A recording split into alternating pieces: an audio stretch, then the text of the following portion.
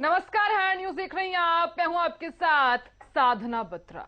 तो नवरात्रि की शुरुआत हो चुकी है और हिंदू धर्म में नवरात्रि का विशेष महत्व है और ऐसे में आज तीसरा दिन है। मां चंद्रघंटा के स्वरूप की पूजा की जाती है, मां को याद किया जा रहा है और मां का ध्यान किया जा रहा है। तो मां का ध्यान किस प्रकार से करेंगे और पूजा की विधि क्या है और जिन जातकों ने व्रत रखा है वो किस प्रकार से पूजा अर्चना इस बार करने वाले हैं।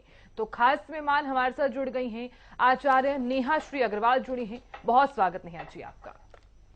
नमस्कार। आज नवरात्रि की आपको बहुत बहुत शुभकामनाएं। आज माँ का तीसरा दिन है। माँ चंद्रघंटा देवी की आज पूजा की जाती है। माँ चंद्रघंटा देवी का स्वरूप अत्यंत सौम्य और कल्याणकारी है। आज जब माँ शिव जी को प्राप्त कर लेती हैं वर स्वरूप में, तो माँ का ये स्वरूप आता है जिसमें माँ के मस्तक पे चंद्रमा और एक घंटी है। माँ का ये स्वरूप दिखाता है कि अब उनका की शादी हो चुकी है, शिव जी को उन्होंने प्राप्त किया है। तो आज का दिन विशेषकर कुंवारी कन्याओं के लिए बहुत विशेष है और आज वो इस माँ की पूजा करें तो विशेष फल की प्राप्ति होती है। माँ चंद्रघंटा सिंह की सवारी पे आती हैं, साथ ही ये बहुत कल्याणकारी हैं। किसी भी तरह की शत्रु से बाधा हो, किसी भी तरह की प्रेत बाधा हो, उन सब का ये दमन करती हैं, क्योंकि महिषासुर का वध करके आ रही हैं माँ की 10 भुजाएं हैं, सभी उनके जो अस्त्र और शस्त्र उनके साथ हैं। माँ का ये स्वरूप दोनों चीजों को दिखाता है, वो नेगेटिविटी को खत्म करने वाली और पॉजिटिविटी को लाने वाली, दोनों तरीके से माँ का ये स्वरूप अत्यंत पूजनीय है। बिल्कुल नेहा जी, अब सबसे पहले बात कर लेते हैं कि पूजा करने से पहले पूजा किन बातों का यहाँ पर ख्याल रखना चाहिए और पूजा की सामग्री क्या है, क्योंकि अक्सर हम देखते हैं कि तमाम जो जातक हैं वो व्रत तो रख रहे हैं लेकिन उन्हें पूजा की सामग्री नहीं पता होती है। तो तमाम ऐसे जातक जिन्हें नहीं पता है उनको आप बताइए कि पूजा की सामग्री क्या है। जी देखिए, आज सबसे पहले ब्रह्म मुहूर्त में उठ के स्नान करके ग्रे वस्त्रों को धारण कीजिए। आज माँ को ये रंग बहुत प्रिय है और माँ का ये चंद्रघंटा देवी धूमिल वस्त्रों पे आती हैं, तो आज ग्रे वस्त्रों को पहन के, स्लेटी रंग के वस्त्रों को पहन के आप माँ की पूजा करें।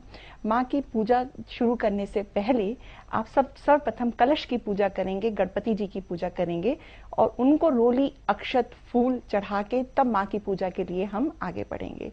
माँ को जो आज चीजें विशेष रूप से प्रिय हैं उनको भोग में हम आज खीर का भोग लगाएंगे, क्योंकि माँ को खीर अत्यंत प्रिय है। खीर के साथ साथ शहद। जनरली हम पूजा में पंचामृत रखते हैं, मिश्री रखते हैं। माँ को जो है हम लौंग, सुपारी, इलायची, पान पत्ता सबका भोग लगता है। ये सारी चीजें माँ को अर्पित की जाती हैं, पर उन सबसे पहले माँ का अभिषेक गंगा जल, केवड़े के जल से होगा। उसके बाद उनको कुमकुम का टीका और अक्षत लगाया जाएगा। आज विशेष रूप से माँ को सिंदूर जरूर चढ़ाएं। ये चढ़ाने के साथ माँ का हम आवाहन करेंगे ओम चंद्रघंटाय देव्ये नमः करके। फिर हम उनकी, आप इसमें दुर्गा कवच पढ़ सकते हैं और माँ के विशेष मंत्रों का हम जो है पाठ कर सकते हैं 108 बार। तो माँ का जो विशेष मंत्र है, या देवी सर्वभूतेषु माँ चंद्रघंटा रूपेण संस्थिता नमस्तस्यै नमस्तस्यै नमस्तस्यै नमो नमः, इसका 108 बार जप जरूर करें, मिनिमम, सबसे कम। और अगर आप ज्यादा से ज्यादा करना चाहते हैं तो इसकी 3 माला आप कर सकते हैं। और माँ से लेकिन प्रार्थना जरूर करें कि जो अपनी मनोकामना है वो जरूर रखें। और जैसा मैंने कहा कि आज का दिन थोड़ा सा विशेष है, जिनकी शादी नहीं हो रही है वो आज माँ की विशेष रूप से पूजा करें। बिल्कुल नेहा जी, अब बात कर लेते हैं कि माँ चंद्रघंटा का स्वरूप जो है वो बहुत ही निराला है और माँ से जो भी कोई मनोकामना मानता है तो उनकी जरूर पूर्ण होती है। तो ये भी आप बताइए, क्योंकि माँ का जो 5वां हाथ है वो हमेशा अभय मुद्रा में रहता है, तो इसके पीछे की पौराणिक मान्यता क्या है? जी, माँ का हाथ जो है, देखिए ये सभी तरह के भय का नाश करती है माँ। किसी भी प्रकार की आपकी इनसिक्योरिटी हो, किसी भी प्रकार का डर हो, शंका हो, तो माँ का ये हाथ उस स्वरूप का वर्णन करता है कि आप जब माँ की पूजा कर रहे हैं तो वो भय मुक्त कर रही हैं। इसलिए माँ का ये हाथ अभय मुद्रा में रहता है, जो अभय मतलब भय को खत्म करने वाला। जी बिल्कुल नेहा जी, अब बात कर लेते हैं यहाँ पर कि माँ को इस बार भोग किस चीज का लगाया जाएगा। हालांकि माँ को मीठा बहुत पसंद है, तो आप तमाम जातकों को बताइए कि माँ को किस चीज का भोग लगाया जाए और यहाँ पर क्या क्या सामग्री यूज की जाएगी। जी, जैसे मैंने पहले भी बताया, माँ को आज विशेष रूप से खीर और शहद का भोग लगता है, लेकिन साथ ही आप पंचामृत मिश्री का भी भोग लगाएं और सभी प्रकार के 5 प्रकार के मेवा, 5 प्रकार के फल आप उनको माँ को भोग में अर्पित कर सकते हैं। और भोग लगाने के साथ साथ भोग का आपको बाद में प्रसाद रूप में पूरे घर में इसका वितरण करना होता है। तो साथ ही आज एक और विशेष चीज कि किसी का भी अगर शुक्र ग्रह कुंडली में पीड़ित है, किसी भी तरीके से किसी को फाइनेंशियल इशू भी है, वो माँ की पूजा विशेष रूप से करें और उनको जो है एक पान के पत्ते में आप ह्रीम लिख के भी माँ के 5 पान के पत्ते लें, उसमें ह्रीम लिख के माँ को अर्पित कर सकते हैं। इससे आपको वो फाइनेंशियल इश्यूज में बहुत ज्यादा सुधार देखने को मिलेगा। बिल्कुल नेहा जी, अब बात कर लेते हैं यहाँ पर, क्योंकि जो जातक व्रत रख रहे हैं और अक्सर हम ये भी देखते हैं कि 9 दिन का जो व्रत है वो भी जातक रखते हैं और उनकी मनोकामनाएं हमेशा पूर्ण होती हैं। तो इस बार माँ जो है वो अपनी अलग ही स्वरूप में आई हैं और ढोल नगाड़ों के साथ उनका स्वागत भी किया जा रहा है। तो तमाम जातकों को आप ये बताइए कि व्रत रखने से पहले किन बातों को यहाँ पर ख्याल रखना है, और जो लोग ऑफिस जा रहे हैं वो किन बातों को यहाँ पर ख्याल रखेंगे, वो किस प्रकार से पूजा कर सकते हैं। जी देखिए, जो लोग ऑफिस जाने, सुबह सबको बहुत ज्यादा जल्दी होती है, तो सुबह आप माँ को सिर्फ एक घी का दीपक और जो भी थोड़ा सा एक टीका फूल चढ़ा के आप जा सकते हैं।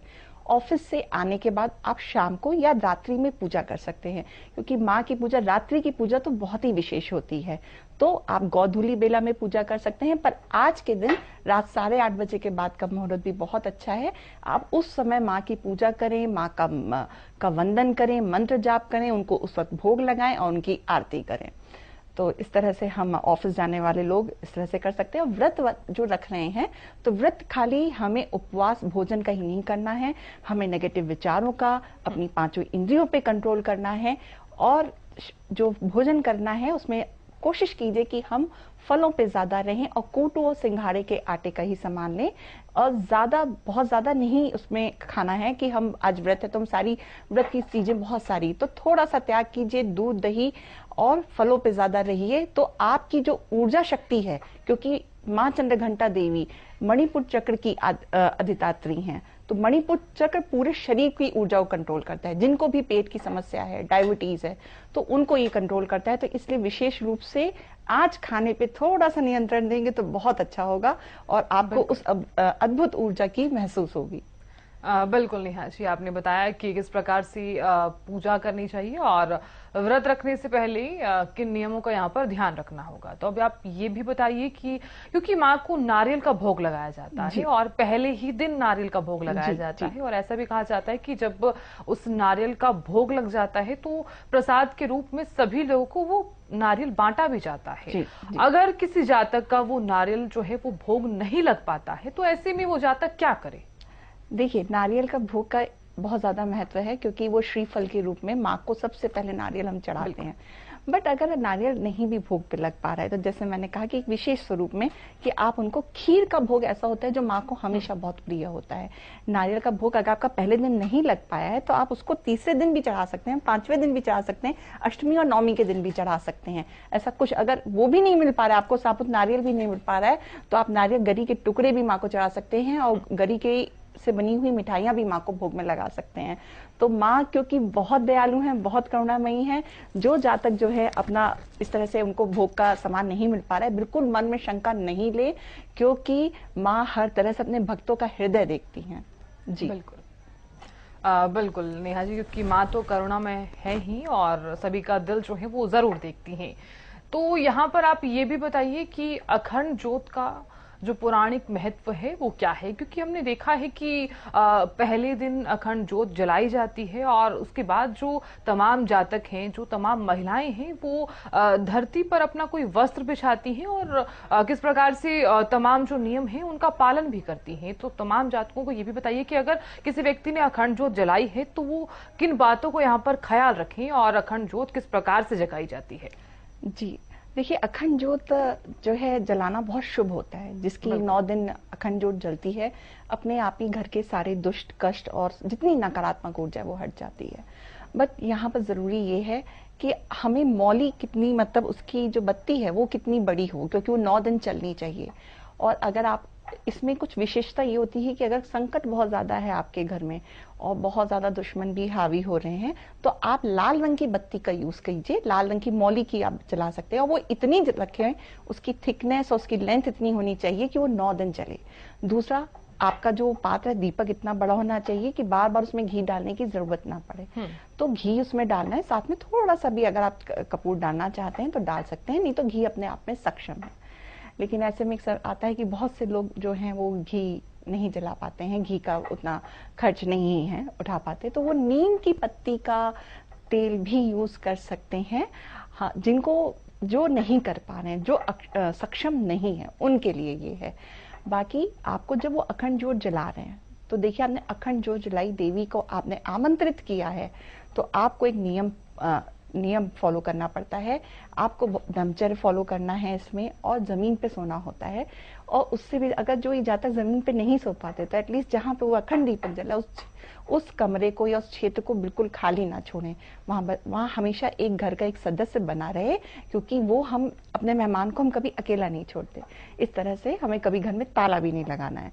तो ध्यान रखें कि वो लौ पूरी तरह से 9 दिन जले, और माँ से प्रार्थना करते रहें। बिल्कुल नेहा जी, अब बात कर लेते हैं यहाँ पर मंत्रों का उच्चारण किस प्रकार से किया जाएगा, और सरल मंत्र जो हैं वो कौन कौन से हैं जिनका उच्चारण करते हुए पूजा शुरू की जाए। देखिए, जैसे मैंने बोला कि माँ चंद्रघंटा देवी का ओम देवी चंद्रघंटाय नमः, इस मंत्र का सिंपल मंत्र इसका कर सकते हैं। माँ का बीज मंत्र है ओम ऐं श्रीम शक्ते नमः, ये बीज मंत्र है।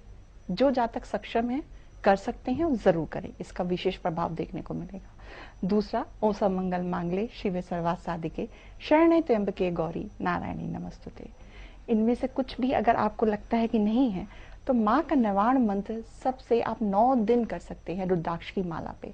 माँ का नवाण मंत्र ओम ऐं ह्रीं क्लीं चामुंडाय विच्चे। अगर इसमें आपको ऐसा है कि घर में किसी को विद्या अर्जन में प्रॉब्लम आ रही है, तो इस मंत्र को ऐसे ही जपे। लेकिन अगर किसी को बहुत ज्यादा शत्रु से प्रॉब्लम है, तो इसमें क्लीम शब्द को पहले कर लें। तो ओम क्लीम ऐं ह्रीं चामुंडाय विच्चे। जी बिल्कुल नेहा जी, अब बात कर रही थी यहाँ पर कि दुर्गा स्तुति पढ़ने का भी एक अलग ही महत्व बताया जाता है नवरात्र में जी। तो किस प्रकार से वो पढ़नी चाहिए, और वक्त क्या रहता है, क्या सुबह और शाम दोनों समय पर पढ़नी चाहिए स्तुति, और जो दुर्गा चालीसा है क्या वो भी पढ़ सकते हैं हम। देखिए, दुर्गा चालीसा बिल्कुल एक सरल सा एक है, और बहुत ही ज्यादा इफेक्टिव रहता है। तो दुर्गा चालीसा का पाठ सुबह शाम दोनों समय करें तो बहुत ही अच्छा होगा। साथ में आप देवी सूक्तम का पाठ कर सकते हैं, और अगला स्रोत का भी पाठ कर सकते हैं। वैसे तो नवरात्रों में दुर्गा सप्तशती के 13 अध्यायों का अध्ययन बोला जाता है, बट वो सारे लोग उन करने में सक्षम नहीं होते हैं। तो देवी कवच का पाठ जरूर करें अगला स्रोत के साथ। कीलक, कवच एंड अगला स्रोत, 3 चीजों को एक साथ करें। ज्यादा समय नहीं लगेगा, 15 से 20 मिनट लगेगा। ये आप दिन में एक बार भी करेंगे तो सही है, और शाम के वक्त गोधूली बेला या रात्रि में भी करते हैं तो अति उत्तम है। बिल्कुल नेहा जी, अब बात कर लेते हैं। आपने बताया कि 9 दिन भी यहाँ पर किया जा सकता है पाठ, लेकिन जिन जातकों को समय नहीं मिल पा रहा है और वो पाठ नहीं कर पा रहे हैं, तो वो ऐसी अवस्था में क्या कर सकते हैं? उनके लिए कोई उपाय रहा हो, या फिर कुछ शॉर्ट फॉर्म में? देखिए, जब कोई मंत्र, हम मंत्र किस लिए बोल रहे हैं? क्योंकि हम माँ का ध्यान अपनी तरफ लाते हैं, माँ की स्तुति करते हैं। हम भाव शरीर से, मन शरीर से भी माँ की स्तुति कर सकते हैं। हर वक्त हम जब भी हैं, सांस हमारे साथ हर वक्त है। जब तक ये सांस है तब तक ये शरीर है। हमें अपना ध्यान अपनी सांसों पे ले जाते हुए मणिपुर चक्र, जो कि नाभि से थोड़ा सा ऊपर होता है, वहां ध्यान ले जाएं। अगर आप ऑफिस में काम कर रहे हैं तब भी आप ले जा सकते हैं, और वहां पर उस वक्त थोड़ी देर के लिए आप वहां से सांस लेने को और छोड़ना महसूस करें। मणिपुर चक्र के बीज मंत्र के साथ, बीज मंत्र है रम, तो रम के साथ आप अगर 11 सेकंड जितना आप कर सकते हैं उतना करिए, और अपने भावों को अच्छा रखिए, शुद्ध रखिए, किसी के लिए नकारात्मक सोच मत रखिए, और हर वक्त अपने आप को ये महसूस करिए कि आप देवी की कृपा में हैं और जैसे देवी का प्रकाश है और आप बीच में हैं। तो इस तरह से अपने आप को महसूस करते हुए कर सकते हैं, क्योंकि सारी हमारी जितनी भी हमारे थॉट्स हैं सब हमारे मन शरीर से गवर्न होते हैं। तो मन शरीर और भाव शरीर पे काम हमें करना चाहिए ज्यादा। बिल्कुल। नेहा जी, अब आप ये भी बताइए कि अगर हम पूजा कर रहे हैं तो किस दिशा में बैठकर हमें पूजा करनी चाहिए, क्योंकि ये भी कहा जाता है कि दिशाओं का यहाँ पर और ग्रह का और दोष का यहाँ पर मेन यहाँ पर महत्व बताया गया है। जी देखिए, हमेशा पूजा करते वक्त कोशिश ये रहनी चाहिए कि पूर्व और उत्तर की तरफ आपका मुख हो। उत्तर पूर्व की तरफ भी हम रख सकते हैं। ग्रहों की जो बात करते हैं तो हर ग्रह की अपनी अलग अलग दिशा है। तो वो जैसे आज माँ का जो चंद्रघंटा स्वरूप है वो शुक्र देव है, तो हम उसके वो जो है